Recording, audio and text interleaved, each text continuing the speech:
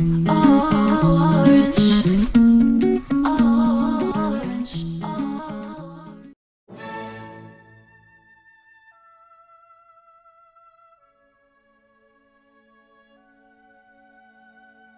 Hey guys, and welcome back. It's Jamie with another speed build. Today we are building a red brick colonial style house. So let's just get into this. So the colonial style that we are going for here is really inspired kind of by the colonial style, like kind of revival style of like the 1920s and 30s. Some kind of context for this style. The original, when you talk about colonial style, it gets kind of vague, because you could be talking about Spanish colonialism builds, like early 17th century colonial builds and kind of like the East Coast. This style, though, really was a revivalist style in the early 1900s. It was taking influence from kind of builds in the 17 and 1800s, which those were inspired by the neoclassical style. The neoclassical style being a revivalist style of what was seen as classical Greco-Roman architecture. And those builds became very popular, or that style became very popular in the 17 and 1800s, because of its associations with like democracy and freedom, and with the American Revolution, and then the French Revolution, and then and just other revolutions going on, and then just kind of like this idea of what is it's like ideas of freedom being very popular during that time. And we see a lot after the first French Revolution, the neoclassical style is very popular. We also see that in America, and we don't just see that we see that still a lot in our government buildings here in the United States, but we also see that in kind of these colonial style builds. And then in the kind of early 20th century, kind of partially a reaction to World War I, but also a reaction to the end of the Victorian period, was just seeing it as these old styles, like the Victorian, in that kind of neo-Gothic movement, is seeing it very very wasteful, very over the top, and not being representative of these new ideas of democracy and freedom and giving power to the people. So that's where that kind of comes from, just for some context. But yeah, if you come to Boston, you'll see a lot of very early American colonial style builds that would then inspire the colonial revival style. And to this day, we see, I think, the colonial style is still pretty popular. I feel like I see that kind of, this mold that I'm working here, still used. Of course, now we really wouldn't call it colonial or neoclassical anymore. You'd probably call it, I believe it's called like contemporary classism or classical. Pretty much trying to get to the point that it is a contemporary and modern take, rather than that historical look that the people during this period that would have been building in the colonial and then colonial revival styles But just all semantics, like just, oh, I don't think that's the right word. Either way, it's just fancy words. Nothing too, in my opinion, I personally don't really see anything that big different between a 21st century colonial build and a 20th century colonial build. Maybe, of course, there's a big difference of how electricity is worked into it and how many outlets and how updated things are, but you can renovate an old colonial too. But yeah, so here I really wanted to go for the very colonial, very, I don't know, something about the colonial style that feels very, in my opinion, very proud, very New England. Maybe that's because, I don't know, I saw them a lot growing up, maybe, I don't know. I feel like I actually really didn't see too many, but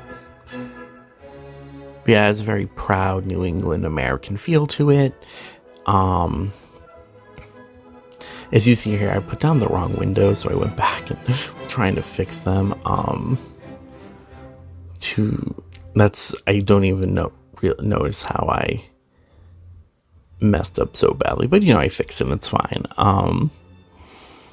But yeah, and I was going for the red brick style because here in Boston, where I went to school and I live in the Boston area now, there's a lot of red brick colonial kind of like from the actual colonial period right before the Revolution style of houses period, and there's a lot of those colonial buildings built with red brick. So this was really inspired by just like what I see, what I have seen, and what is quintessentially New England in my mind. So you see here I'm getting to the floor plan. I can't say off the top of my head if I've ever been inside of an actual colonial build. So I was kind of going for, I don't know, kind of a, since the neo-colonial period style comes right after the Victorian, I decided to kind of take that idea of like the maze, like how the houses felt kind of like maze, like lots of rooms, lots of hallways. So that's my idea of the way I was cutting it up.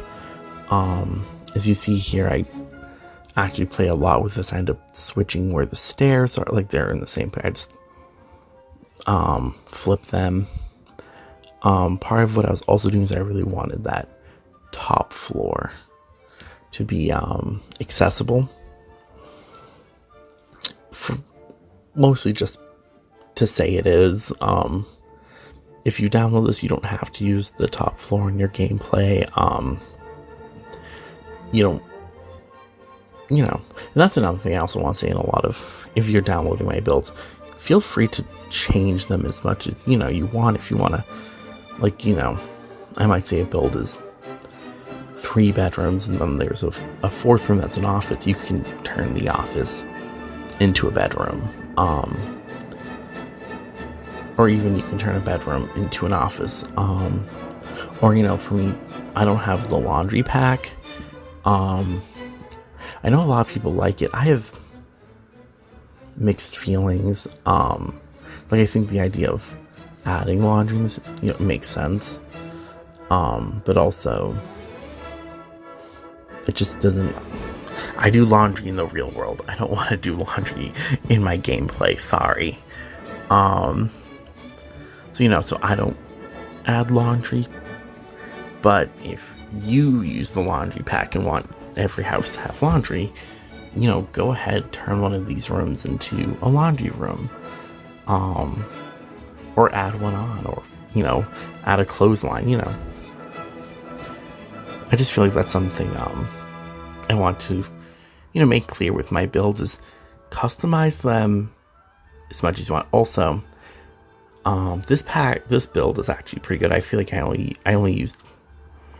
used mostly I used mostly base game. There are a few things here that are not, and when you download it, you'll see that there's a few things that aren't.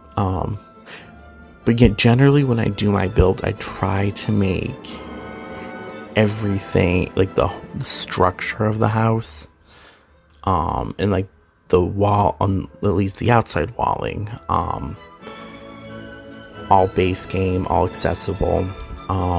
It's really in the furnishing that things start.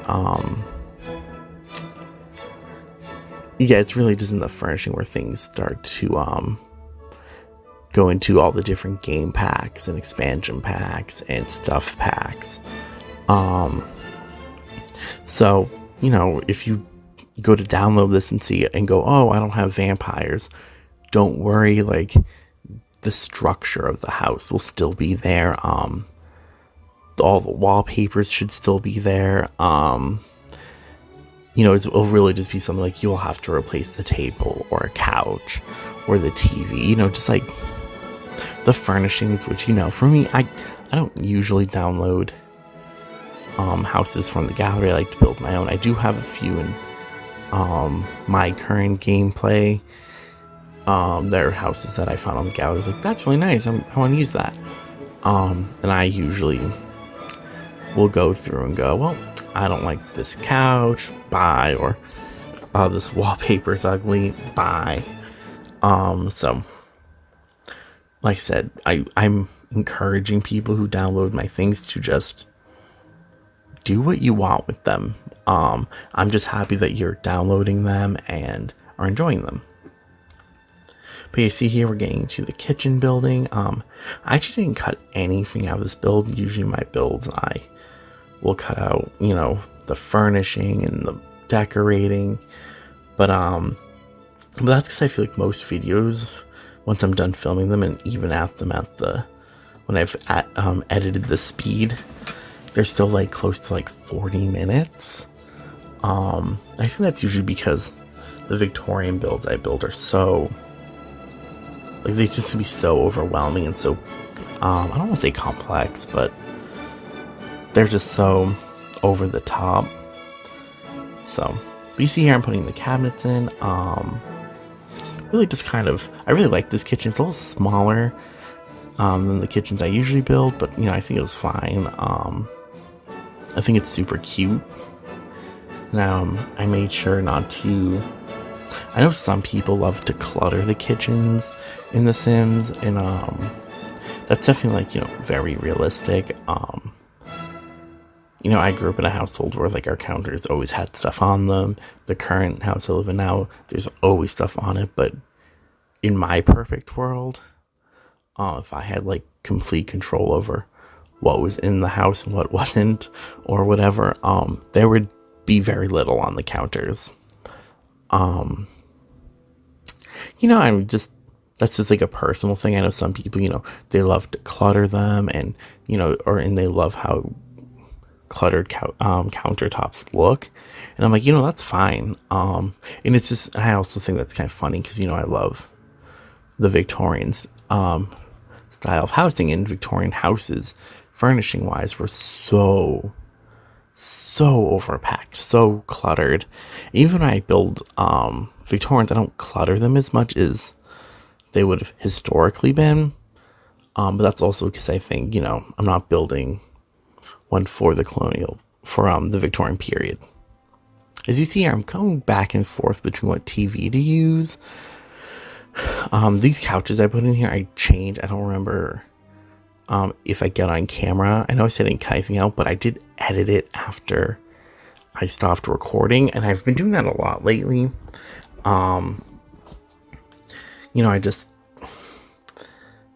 I'll finish the video, and then I'll be like, okay, here I go. Then I do like a little quick walkthrough to make sure it all works, and then I'm just like, yeah, no, this couch isn't working.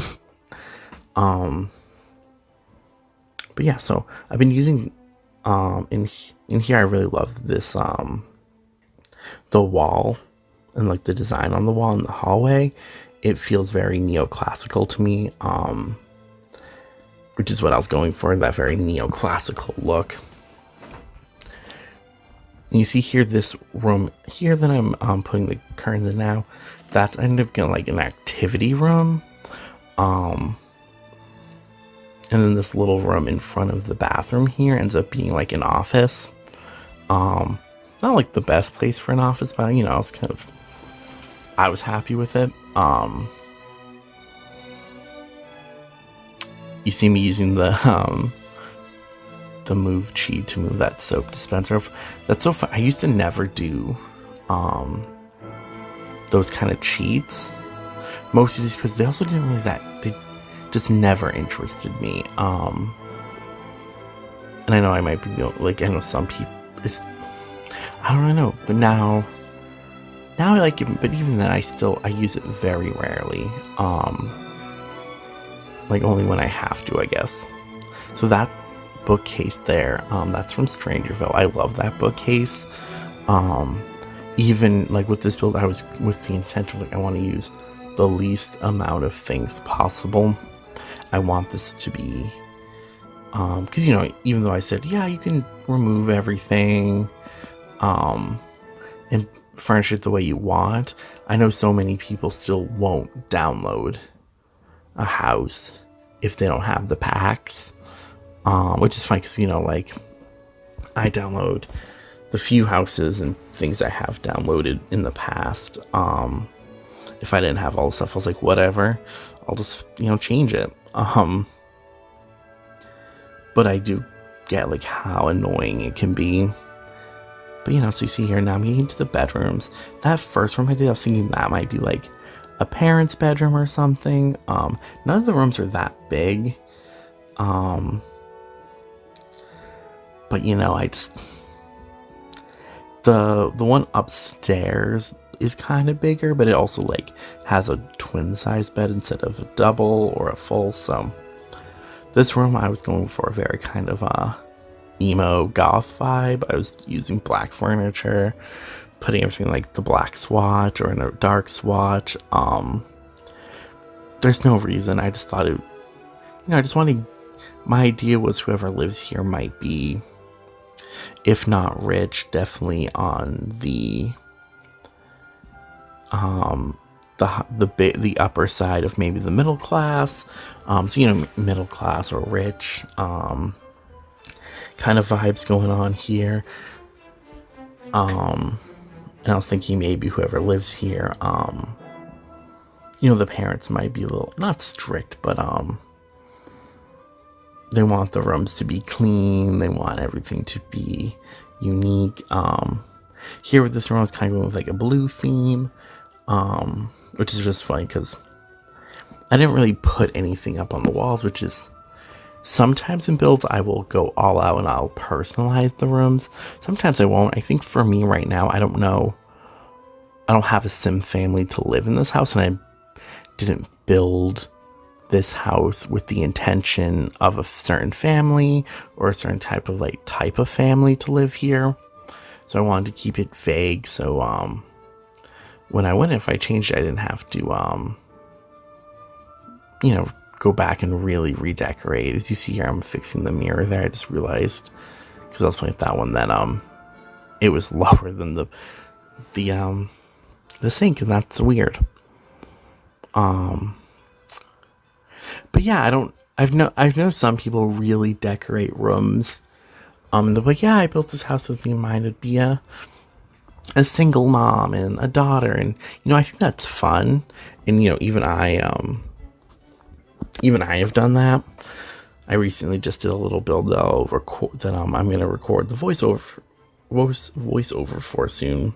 Ugh, can I speak or what? But yeah, I just did a house that, in my mind, it was a single mom and her teenage son.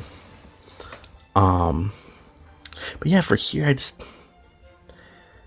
I very rarely make a family and then build the house. I feel like I build the house and then we'll make a family and then go, okay, I have all these empty houses, where will they go? Sometimes I do it the other way. Sometimes I build the family first and then do the house, but you know, usually, I don't know. I think also I just really like building, so sometimes I just build houses, and then later, you know, one day I'm like, oh, I want to make a family, and then I'm like, all right, now let's find a house that will fit them and their story that I've made up for them. That's another thing. I know some people don't get that detailed, but like all of my Sims have like, you know, backstories and like character traits in my own mind. And I know some people that's like not their gameplay style. They just like make one family that they play, and like, you know, we do like a legacy or a generations challenge or gameplay kind of thing. But that's not me. I actually have automatic aging turned off in my game, and it's because I have so many families that I'll like and like want to play that it just wouldn't work out. But yeah, here I'm working on like this like little activities room. I put a chess table, an easel. I put a desk without a computer, so if there are any kids in the house, they could maybe do their homework there. So you see here, I'm just, you know, just going through putting flowers on tables and stuff. And that's like, I was like really thinking about like the neoclassical style is very like elegant and not like it's very pretty, very clean, very elegant, but it also it's not overcrowded, because it really was. So originally the original neoclassical style was reacting to like the Baroque and the Rococo period, and how over the top and lavish they and those periods were.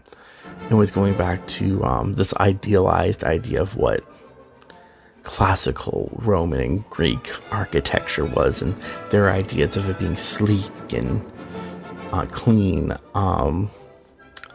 which is funny to me. And then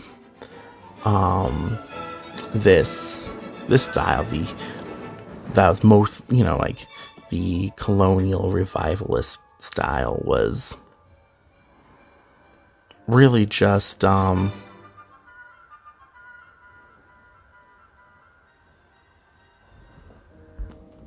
sorry, I lost my train of thought there. The my computer did something where I got distracted. But yeah, kind of reaction to the Victorian style and how over the top that was, and once again trying to go back to something less wasteful, something less over the top. But yeah, so I think I'm about to cut out a little bit here and get into the photos. Thank you for watching this video, and see you next time. If you like this, you can download it off of my gallery on The Sims. My username is Jaymehorne. As usual, be linked. My name will be down at the bottom with my other social media. And yeah, I hope you like this build. Thank you so much, and have a great day.